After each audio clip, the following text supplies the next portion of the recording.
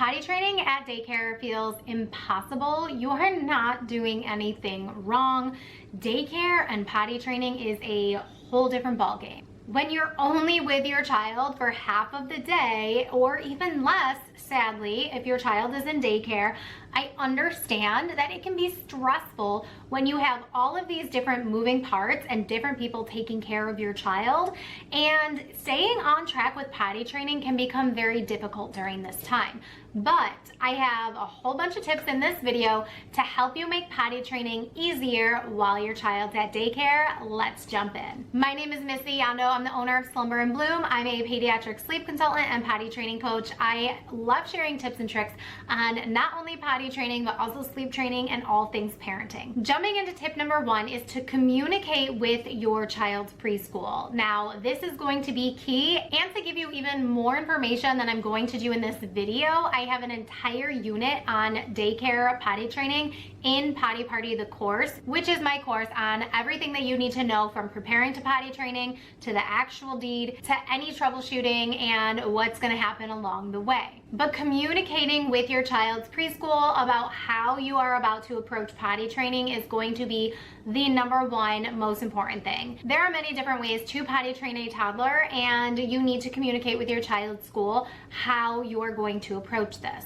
Tip number two goes hand in hand. You need to talk to your child's school before you start potty training them. Do not surprise them on a Monday morning saying, oh, we potty trained over the weekend, this is what we did, here you go. That is just going to cause more stress and potential tension with other people, because for all you know, your child's actual daycare teacher is out for the week and someone else is going to be taking care of your child. So this actually wouldn't even be a good time to potty train your child, because you want your child to be potty training at preschool with the number one primary teacher in their classroom, because when they have a substitute, they're already all discombobulated and their daily schedule may be completely different. So pairing that with potty training may be a recipe for disaster. Another reason why it's important to talk to school or preschool before you start potty training is because it's important for you to know their policies, because different places are going to have different policies in place when it comes to potty training.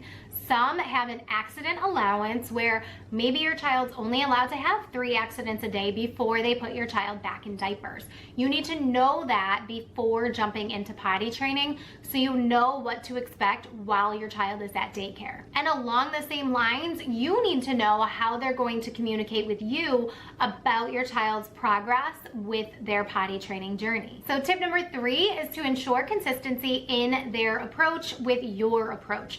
Make sure you're doing the same thing. You definitely don't want preschool telling your child every 20 to 30 minutes to go to the bathroom if you're only telling them every 2 to 3 hours to go to the bathroom at home. That's going to confuse your child. Making sure that you have consistency in your approach is going to make it easier for your child. And at the end of the day, this is for your child and it's about your child, and it honestly has nothing to do with the adults, but the adults need to be on the same page. Tip 4 is to be very prepared for accidents. Now, daycares and preschools, they need to know, and most do. I've encountered a few, like, why are we working with children kinds of daycares, because obviously kids are going to have accidents. The same way they're going to spill milk, they're going to have pee and poop accidents. So we need to just go into this experience knowing that accidents are going to happen and that you need to be prepared with lots and lots of clean laundry. So not only does that go for tops and bottoms, but you also need to make sure that you're packing extra socks and extra school approved shoes, which usually comprises of sneakers, closed-toed shoes with a good heel. We're not wearing sandals or flip-flops when they have an accident, because then your child is not going to be able to play on the playground, and we don't want them to have that feeling of exclusion. So make sure, and yes, I'm speaking from experience from years and years of teaching in preschool classrooms, make sure your child has an appropriate change of shoes as well as the obvious change of clothes. You also want to make sure that you have backup loveys for naps and any bed sheets or crib sheets or cots or whatever you guys are using for naps. Make sure you have a backup of those things in case they get peed on during nap time. And yes, my nap approach may be a little bit different than others. You can learn all about that in Potty Party, the course. Like I've mentioned before, I will have the link to that listed in the description box as well as in the comment section of this video.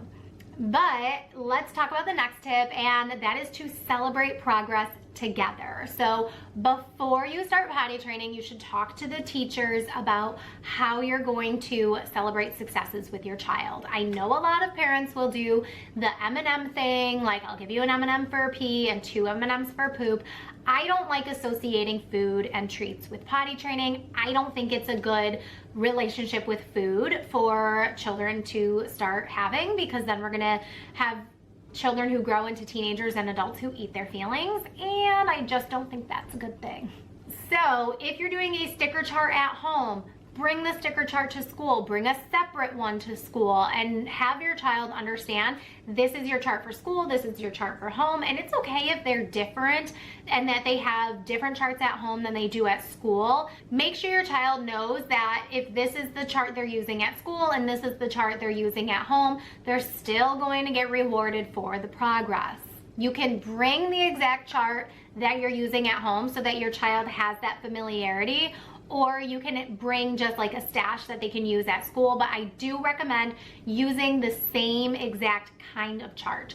So in the course, you will see the charts that I recommend using and the reasons why I do my reward system the way that I do, and you can have several copies of it. You can bring those to school and tell them this is what we're using and put your kid's name on it. Once you get to school at the end of the day, check out the chart with your child at school, celebrate with your child, and include the teacher if they are available and have time to have a conversation with you about how your child's day went, not only just for potty training, but in general. And make sure you have that moment of celebration together so your child knows we're all in this together. We're all in this together. Anyways, don't forget to grab Potty Party the course and keep blooming. Mwah.